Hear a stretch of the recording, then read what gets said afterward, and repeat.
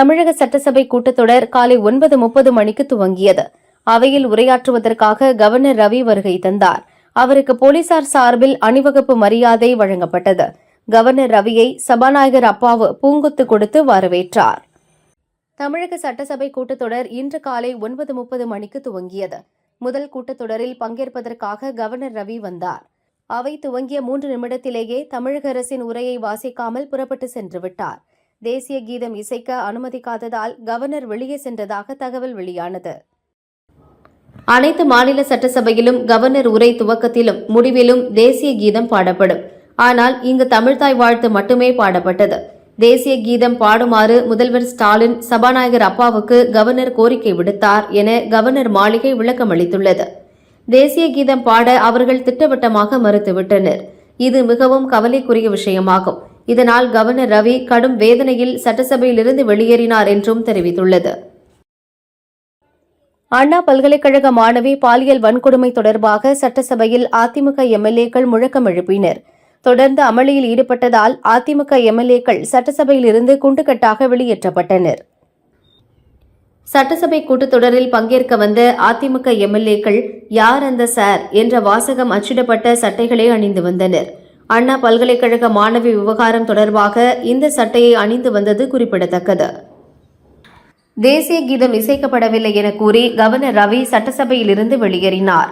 இதனை கண்டித்து காங்கிரஸ் எம்எல்ஏக்கள் சட்டசபையில் இருந்து வெளிநடப்பு செய்தனர். அண்ணா பல்கலைக்கழக மாணவி பாலியல் வன்கொடுமை சம்பவத்தை கண்டித்து பல்கலைக்கழக வளாகத்தின் வெளியே அதிமுக சார்பில் இன்று போராட்டம் நடக்கும் என அறிவிக்கப்பட்டது. இதற்கு போலீசார் அனுமதி அளிக்கவில்லை. தடையை மீறி போராட்டத்தில் ஈடுபட்ட அதிமுகவினரை போலீசார் கைது செய்தனர். அமைச்சர் துரைமுருகன் சம்பந்தப்பட்ட இடங்களில் அமலாக்கத்துறை ரெய்டு நடந்தது. இது தொடர்பாக துரைமுருகன் டெல்லிக்கு சென்று இருப்பதாக தகவல்கள் வெளியானது. இந்நிலையில் டெல்லியில் இருந்து சென்னை விமான நிலையம் வந்த துரைமுருகன் செய்தியாளர்களிடம் பேசுகையில், துறை சம்பந்தமாக சென்று வந்தேன், டெல்லி சென்றதற்கும் ரெய்டுக்கும் சம்பந்தமில்லை என்றார். கனிமொழிக்கு திமுகவில் மரியாதை இல்லை. அவர் ஒரு அரசியல் செல்லாகாசு. அதனை திமுக குடும்பம் நிரூபித்து வருகிறது என அதிமுக முன்னாள் அமைச்சர் பொன்னையன் விமர்சித்தார். தமிழகத்தில் பொங்கல் பரிசு தொகுப்பாக பச்சரிசி, வெல்லம், கரும்பு வழங்கப்படுகின்றன. இம்முறை ரொக்கம் இல்லாததால் பரிசு தொகுப்பு வாங்க மக்கள் ஆர்வம் காட்டவில்லை. எனவே பொங்கல் பரிசு தொகுப்புடன் பணம் வழங்குவது குறித்து நிதித்துறை செயலர் உதயச்சந்திரன் மற்றும் அதிகாரிகளுடன் முதல்வர் ஸ்டாலின் தொடர் ஆலோசனையில் ஈடுபட்டுள்ளார். சட்டசபை கூட்டத்தொடரில் அறிவிப்பு வெளியாக வாய்ப்புள்ளதாக அதிகாரிகள் தெரிவித்தனர். சென்னையில் கடந்த 10 நாட்களில் காற்றின் தர குறியீடு 2 மடங்கு மோசமடைந்துள்ளதாக மாசு கட்டுப்பாடு வாரியம் தெரிவித்துள்ளது. பனிப்பொழிவு காரணமாக ஏற்பட்டுள்ள ஈரப்பத தன்மையால் காற்று மாசு அதிகரித்துள்ளது. காற்று மாசு காரணமாக நுரையீரல் பாதிக்கப்பட்டவர்கள், ஆஸ்துமா, இதய நோயாளிகள் அதிகம் பாதிக்கப்பட வாய்ப்புள்ளதாக கூறப்படுகிறது. தமிழகத்தில் உள்ள போதைப்பொருள் கடத்தல் கும்பலிடம் கள்ள துப்பாக்கிகள் புழக்கம் அதிகமாக இருப்பது தெரியவந்தது. பீகாரில் தயாரிக்கப்படும் கள்ள துப்பாக்கிகள் இடைத்தரகர்கள் மூலம் சப்ளை செய்யப்படுகின்றன.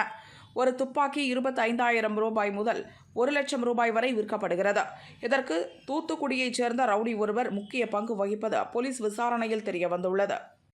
அமெரிக்கா சென்ற இத்தாலி பிரதமர் ஜார்ஜியா மெலானி புதிய அதிபராக தேர்ந்தெடுக்கப்பட்டுள்ள டொனால்ட் ட்ரம்பை அவரது மாளிகையில் சந்தித்து பேசினார். மிகச்சிறந்த பெண் என மெலானியை ட்ரம்ப் பாராட்டினார். பின்னர் 2020 அமெரிக்க அதிபர் தேர்தலில் ட்ரம்புக்கு ஆதரவாக செயல்பட்ட ஒரு வழக்கறிஞர் தொடர்பான ஆவணப்படத்தை பார்த்தபடி இருவரும் இரவு விருந்தில் பங்கேற்றனர்.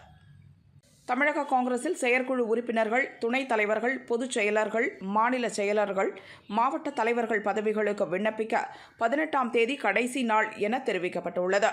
போட்டியிடுவோர் மாவட்ட தலைவர் பதவிக்கு 5,000, மாநில நிர்வாக பொறுப்புக்கு 1,000 ரூபாய் நன்கொடை வழங்கலாம் என அறிவித்துள்ளது. நன்கொடை என்ற பெயரில் பதவிகளை ஏலம் விடுவது அவமானப்படுத்துவது போல உள்ளதாக மாவட்ட தலைவர்கள் கொந்தளிப்பில் உள்ளனர். புதுக்கோட்டை மாவட்டத்தில் ஜல்லிக்கட்டு, வடமாடு, மஞ்சுவிரட்டு போட்டி நடத்துவதற்கு தமிழக அரசு வழிகாட்டு நெறிமுறைகளை வெளியிட்டுள்ளது. அரசின் நிலையான வழிகாட்டு விதிமுறைகளை கடைபிடித்து ஜல்லிக்கட்டு போட்டிகளை நடத்த ஒத்துழைக்க வேண்டும் என்றும் அறிவுறுத்தியுள்ளது. பீகார் தேர்வாணைய பணியாளர் வாரியம் நடத்திய தேர்வில் முறைகேடு நடந்ததாக புகார்கள் எழுந்தன. இந்த தேர்வை ரத்து செய்ய வலியுறுத்தி ஜன்சுராஜ் கட்சி தலைவர் பிரசாந்த் கிஷோர் பாட்னாவில் உள்ள காந்தி மைதானத்தில் 2 நாட்களுக்கு முன் காலவரையற்ற உண்ணாவிரத போராட்டத்தை துவங்கினார். அவரை இன்று காலை பாட்னா போலீசார் கைது செய்தனர். வலுக்கட்டாயமாக போலீசார் ஆம்புலன்ஸில் ஏற்றி எய்ம்ஸ் மருத்துவமனைக்கு அழைத்துச் சென்றனர். திருப்பதி ஏழுமலையான் கோயிலுக்கு பாத யாத்திரையாக நடந்து வந்து கொண்டிருந்த பக்தர்கள் மீது 108 ஆம்புலன்ஸ் மோதியது. இந்த விபத்தில் 2 பேர் பலியாகினர், 3 பேர் காயமடைந்தனர்.